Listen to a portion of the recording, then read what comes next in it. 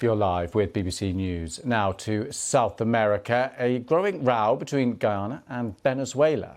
So take a look at what's at stake here. Over the weekend, Venezuela held a referendum on its claim to Essequibo, an oil-rich area. They voted to establish a new state there. But the International Court of Justice has ordered Venezuela not to do anything that would change the current situation. Venezuela's President Nicolas Maduro says his countrymen have taken the first steps in a struggle to get back what belongs to them, even though the referendum was non-binding and the turnout was reportedly low. Let's go live now to the President of the Republic of Guyana, Dr. Mohamed Irfan Ali. Thank you very much for coming on the programme. Thank you very much for having me. So what's your response to this referendum in Venezuela?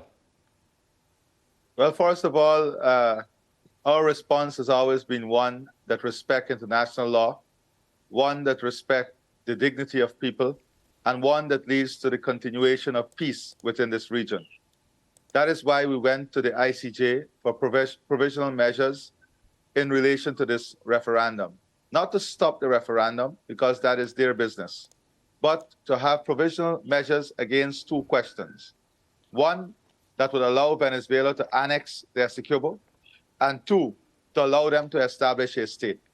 And on both these questions, the ICJ made it very clear that Venezuela is not to act upon the outcome of these two questions or upon the outcome of the referendum, and that Venezuela must respect the status quo as it exists today in Guyana, and that is Essequibo belonging to Guyana, and Guyana administering this county. And do you think Venezuela will respect it, or do you think they will annex it?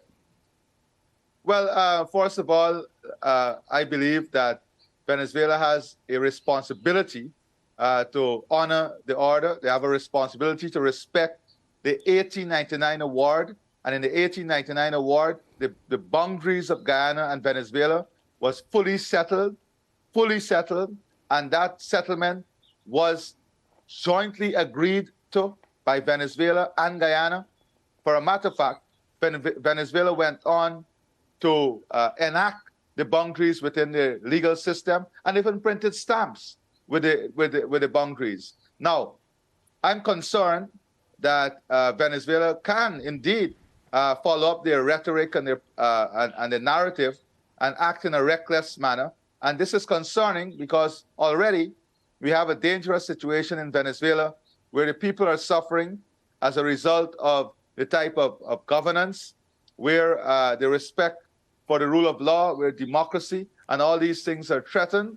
So we are concerned that a reckless and adventurous action can lead to more displacement of the Venezuelan people. Okay. That creates added regional pressures on migration and so on. So as a country, we're not taking this for granted. We're not taking a narrative out of Venezuela for granted. That is why we have been working with our neighbors, our friends, CARICOM, Commonwealth, the OS, have all issued very strong statements and call on Venezuela to respect the rule of law and respect the order of the ICJ. Okay, President, thank you very much for coming on the programme. Thank you. Thank you very much.